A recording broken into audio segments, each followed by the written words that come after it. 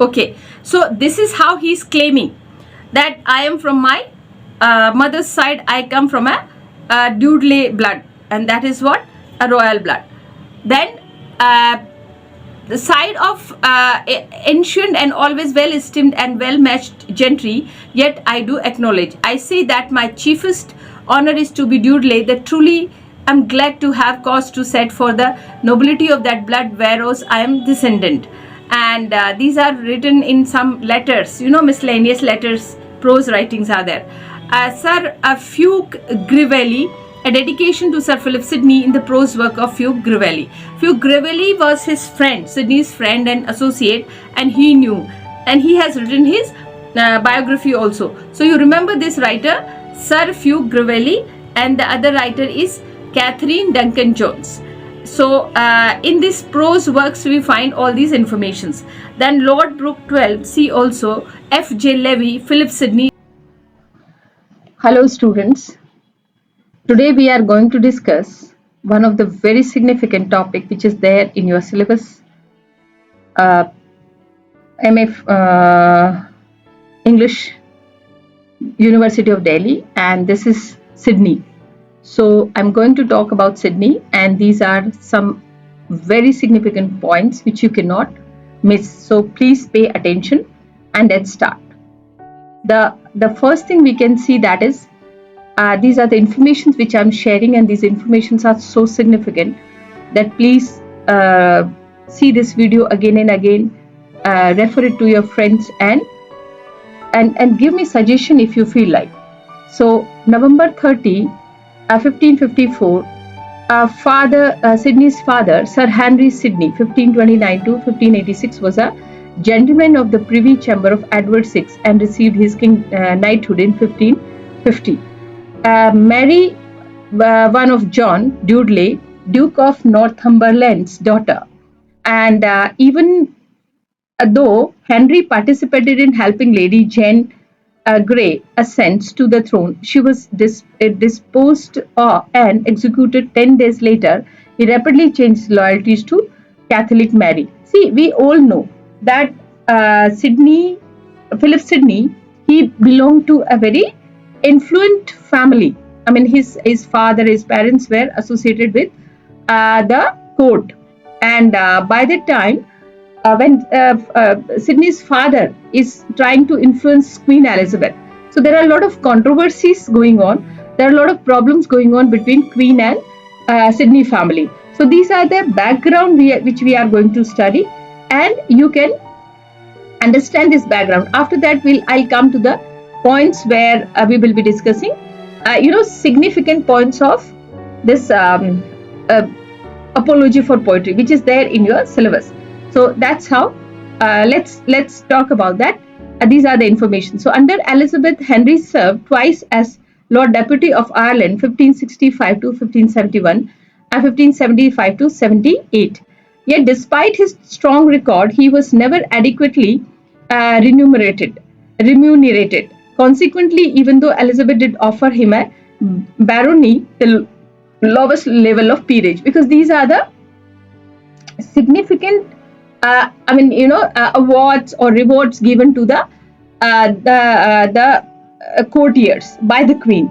But somehow we come to know that Henry Sidney was never given a proper favor by Queen. So then there is a very interesting event which is recorded, and this is there in the records of the Queen, where you can find out. So sometime Queen Elizabeth fell ill, and she had a chickenpox infection, smallpox infection, and by the time she was suffering in 1562, she was nursed and helped by Mary Sidney. She was mother of Philip Sidney, and here I narrate the story. Something Elizabeth likely knew. Sir Philip's mother, also suffered from Elizabeth's ingratitude. In 1562, she helped nurse the Queen through an attack of smallpox. And although Elizabeth survived the disease unscathed, Mary Sidney so deeply that she scared that she would never come without wearing mask in the court, and that somehow it was not taken very properly by the queen. So this, and after that, Mary Sidney consistently writing to queen that please allow me to have a warm house, or please change, but this request was never addressed. So Sir Sidney complained to Walsingham that I found there is no hope for relief of her majesty of my decayed estate in her highness service. And this is a letter quoted in 1st March 1583. And this is the record which we find in Malcolm W. Wallace, The Life of Sir Philip Sidney. So through this book, you will find that Malcolm W. Wallace is recording in his book, The Life of Sir Philip Sidney. And this is how the event is being recorded. So you can remember this. Then these are significant writers which are contributing. The information which we are sharing, these are coming by the records. So in the first letter of Sir Henry wrote to Philip while he was at the Screwbury School. Henry enjoined his son to remember the noble blood you are descended from by your mother's side. Quoted in Catherin Duncan Jones. Remember this writer, Catherin Duncan Jones, and the book title is Sir Philip Sidney, Courtier Poet. Please remember this again, Catherin Duncan Jones, which I will just give you side by side these informations in a bullet form. So please remember Catherin Duncan Jones, and the title of the book is Philip Sidney, Courtier Poet. And in this book, this event is addressed that Henry Sidney, who is calling Philip Sidney as a noble blood, because he's descending from his mother's side, and that is a Dudley family, which is very much royal family from the mother's side. So mother's side quoted Catherin Duncan Jones, Sir Philip Sidney, courtier poet. Sidney evidently took his father's advice very much to heart. In 1585, in his defense of the Earl of Leicester, Sidney proclaimed, "I'm a Dudley in blood, that Duke's daughters." So that's how he himself is claiming in the letter he wrote to Sir Earl of Leicester, where he says that I'm a Dudley in blood. I come from a royal family. Soon and do acknowledge, though in truly I may justly affirm that I am my mother's.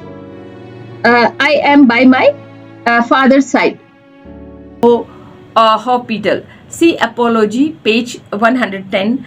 Much of Sidney's correspondence with his continental friend is reproduced in James M. Osborne, Young Philip Sidney. So, you remember these correspondence, what the correspondence is taking between them, and how this one king, this is what Tudor Henry VII is giving them a good proposal or a favor, and how because of this diplomatic. Okay, so this is how he is claiming that I am from my mother's side, I come from a Dudley blood, and that is what a royal blood. Then the side of ancient and always well esteemed and well matched gentry, yet I do acknowledge, I say that my chiefest honor is to be Dudley, that truly I'm glad to have cause to set for the nobility of that blood whereas I am descendant. And these are written in some letters, miscellaneous letters, prose writings are there. Sir Fluke Grivelli, a dedication to Sir Philip Sidney in the prose work of Fluke Grivelli. Fluke Grivelli was his friend, Sidney's friend and associate, and he knew. And he has written his biography also. So you remember this writer, Sir Fluke Grivelli, and the other writer is Catherin Duncan Jones. So in this prose works, we find all these informations. Then Lord Brooke 12, see also F.J. Levy, Philip Sidney reconsidered, Sidney in retrospect. Remember these writers, F.J. Levy, Fluke Grivelli, Catherin Duncan Jones. The book of the title of the Catherin Duncan Jones is Philip Sidney, Courtier Poet. Then Fluke Grivelli, his Sir Philip Sidney, the prose work of Fluke Grivelli, and F.G. Levy, Philip Sidney reconsidered. Selection from English Literary Renaissance. These are the informations. In this, and at the age 13, Sidney entered Oxford University in 1567 and 1568, where he stayed for 3 years and did not earn a degree. He did not have to, and it's important that year before he went to Oxford, he enrolled in Gray's Inn. And remember this Gray's Inn, the same thing where Dr. B.R. Ambedkar also stayed there. So remember this in Oxford University, Gray's Inn. And nominally, the Inn of Courts were in today's term law school, and that's how Baba Sahib Ambedkar was also a student of law school. But at the time, they probably more closely resembled finishing school of the aristocrats and future courtiers, as well as providing training for the future lawyers. To complete his education, Sidney set out in 1574 for what would later call Grand Tour of the continent. His passport stated that he had permission to travel overseas for 2 years for the purpose of his training to the knowledge of foreign language, because he is being trained for the Queen's Court, and for that matter he has to know all the knowledge of different languages, different continents and culture and everything. For that matter he was sent to this grand tour. So Sidney's uncle Robert Dudley, Earl of Leicester, described his nephew as young and raw. So you can quote this. Sidney's uncle, he was a maternal uncle, Robert Dudley, Earl of Leicester, described his nephew young and raw while he was going for the tour. Sir Francis, then the English ambassador in Paris too, after him became Leicester, worried that Sidney, Sidney, because he was not getting favor from the Queen. So that's how somehow they had this concern, lot of concern. Duncan Jones' book is Sir Philip Sidney.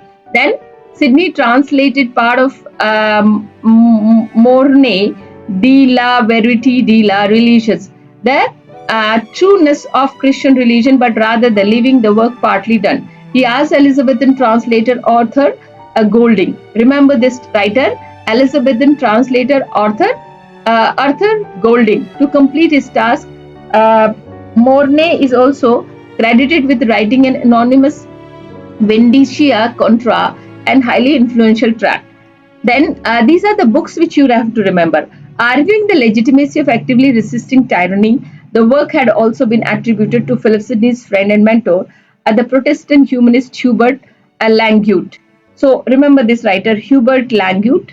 Then Elizabethan translator Arthur Golding, Duncan Jones, Sir Philip Sidney as a courtier poet, and this remark which we already talked about, Robert Dudley, that his nephew was young and raw, and then the other writer which is very significant, and that is Fluke, F.J. Levy. So remember these writers. This would be helping you in exam. And then we come to the point of this is here. Okay, so arguing the legitimacy of actively resisting tyranny, the work has also been attributed to Philip Sidney's friend and mentor, the present humanist Hubert Languet. Okay, remember. And see Apology. Much of Sidney's correspondence with his continental friend is reproduced in James M. Osborne, Young Philip Sidney. James M. Osborne, Young Philip Sidney, 1572 to 77. The letters between Sidney and Languet are reproduced in the correspondence of Philip Sidney by Hubert Languet. So the letters which are reproduced by Hubert Languet between M. Osborne and Philip Sidney. And there is another writer who is also writing about the letter, that is Duncan Jones. Okay, Sir Philip Sidney, the courtier poet. And then Margaret de Valois to the Protestant Henry de Bourbon, now king, and his mother died in June 1572. This marriage, may hope, would bring the French wars of religion to a close just at the end of 15th century in England, and Tudor Henry VII marriage to Yorkist Elizabeth conclude the decades of dynastic strife known as the War of Roses against August 9 brought the first Sidney diplomatic success, as the French king created him a gentleman of a bedchamber and a baron. Sidney may have regretted his favor later in life. In Sonnet 41, Astrophil and Stella, he recalls his sweet enemy. Elizabeth certainly did not appreciate the gesture, but it is likely that at the time these honors gave Sidney tremendous satisfaction. Everything looked extremely hopeful. Then, August 22, someone attempted to assassinate Admiral de Coligny, the most eminent Protestant in Paris, and on August 24, Saint Bartholomew Day, the massacre of Protestant began. Here, this conflict we need to understand very well. That is, Queen Elizabeth was Protestant, okay, and the association which Philip Sidney and the Sidney family was having, they were also closely associated with the Catholics also. So this kind of confusion was also there, and here you find the, one of the person who is a strong Protestant, he is being assassinated, and how this some of the person whom they are favoring, ultimately he was killed. So Elizabeth didn't appreciate the gesture, their association with that, what is the name? Tudor Henry VIII, right? So you remember these are diplomatic questions, and we need to remember. Arguing the legitimacy of actively resisting tyranny, the work has also been attributed to Philip Sidney's friend and mentor, the Protestant humanist Hubert Languet, or Hospital. See Apology, page 110. Much of Sidney's correspondence with his continental friend is reproduced in James M. Osborne, young Philip Sidney. So, remember these correspondence, what the correspondence is taking between them, and how this one king, this is what Tudor Henry VII is giving them a good proposal or a favor, and how because of this diplomatic, it's a wrong step, they are going out of favor from the Queen. So these are the things which you need to remember. But remember this James M. Osborne, where the correspondence is there, and you have to remember that. Then, among the murdered were several of the Sidney's new friends, including the highly influential logician Peter Ramus. Although Sidney never overtly referred to Saint Bartholomew massacre, Languet called it monstrous massacre. So many innocent men, 8 in likelihood it depend on Sidney's adherence to militant Protestantism. In 1574, he referred the letter as our cause. In the letter date is December 19, 1573, for example, Sidney asked Languet to send him a Plutarch's work in French, and to tell him whether Languet has read 6 interesting Italian works on such topic as history, emblems, and example of letter of great man. Sidney's comments to Languet collectively demonstrate Sidney's fluency in Italian and his taste for exemplary literature. Remember, these are the informations which would definitely help you in exam. If you are repeating this video, if you are able to see it again, I think it is going to help you a lot. Then, in another letter, Sidney declares that he is giving up, with Languet approval, the study of astronomy, but about geometry, I hardly know what to determine. Although Sidney concedes that it is of the greatest service in the art of war, he evidently believes he did not have the time or perhaps the skill in to master it, preferring instead to continue preferring his Greek. His aim, as his rights to Languet, is to learn only so much as self-suffice in the perfect understanding of Aristotle. Then these are the footnotes which is significant. Languet to Sidney. These are the letters and correspondence. April 1, 1574. Then Sidney's to Languet, June. This is again the correspondence, and all these are in the records. Elizabeth's refusal to grant him money or affordable honor for his Irish service, and will spend most of these years waiting on Elizabeth participating in court festivities intended to display his talent to his monarch. In 1577, however, Sidney's apprenticeship seemed finally to have paid off. Elizabeth decided to send him to Philip to condole. Then these are again the correspondence which are giving these informations. So correspondence 143, it should be remembered that the primacy of the school public over the private sphere was a conventional sentiment in Sidney's time. In fact, it stretches back to Aristotle and Plato.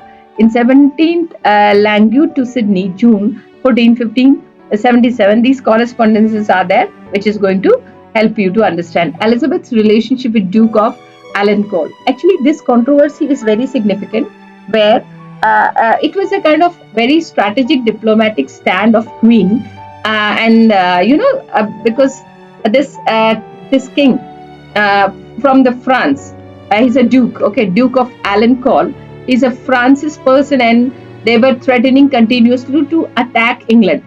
So just as a diplomatic step, Queen is, offering. There is a marriage proposal going between, and this has been taken by Sidney family very serious, and they actually oppose this whole diplomatic stand of Queen. So after that, Queen became very angry, and this is the whole situation, and this event is before you. So let me just narrate you Elizabeth's relationship with Duke of Alençon. Events would soon further alienate Sidney from his queen, and the immediate cause would be Elizabeth's relationship with the Duke of Alençon, Francis Hercule, brother and heir to the French King Henry III, and Catholic. Because he was Catholic, and we all know that Queen Elizabeth was Protestant. The Queen had for several years been conducting a low level, if highly political, flirtation with the Duke, whom she called her frog and others, called Monsieurs for some years, but in 1579, the intensity increased and significantly, and the militant protest at the court.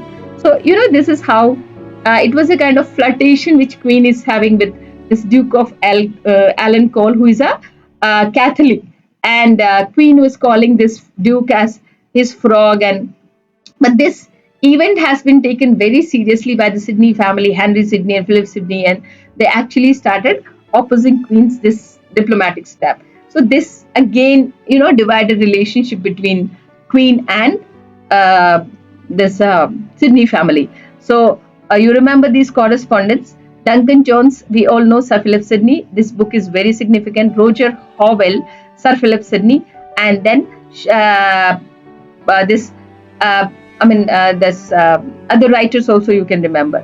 Camden's readers would have immediately recognized the irony of this act, promulgated by two Catholic monarchs, being used to punish a radical Protestant screed against Elizabeth's marriage to a Catholic. So this is how this controversy is going on. You need not to understand it, but this is actually we can understand that how Sidney is suffering because of this. William Camden, The History of the Most Renowned and Victorious Princess Elizabeth. This book is significant. William Camden's The History of the Most Renowned and Victorious Princess Elizabeth. And then I have modernized the spelling and punctuations. The Spanish ambassador Bernardino de Mendoza, who, it must be stressed, is far from the reliable witness, reporters a meeting with held on the same light at the Pembroke House, there being present Lord Sidney and other friends of relatives. They no doubt discussed the matter, and some of them afterwards remarked that Parliament would have something to say about whether the Queen married or not. People of general and Sidney was the most, they were exciting to oppose this. So ultimately, this had gone wrong. So people in general seem to threaten revolution, and this is what we find it quoted in Wallace, The Life of Sir Philip Sidney. And these are the footnotes significant. Grevelly's The Dedication of Sir Philip Sidney, Wallace, The Life of Sir Philip Sidney, and Grevelly, Dedication of Sir Philip Sidney. In his published correspondence with Gabriel Harvey, Edmund Spencer's claimed that Dyer and Sidney had formed an Areopagus in which they prescribed certain laws and rules of quantities of English syllables for English words, and that he was intimated with both of them. So these are the scholarly letters which you have to go if you want to go. The Spencer made this claim to boost his own prestige, and that no such formal entity existed. These are the things. Lettice and her first husband had two daughters, Dorothy and Penelope, and the latter would become the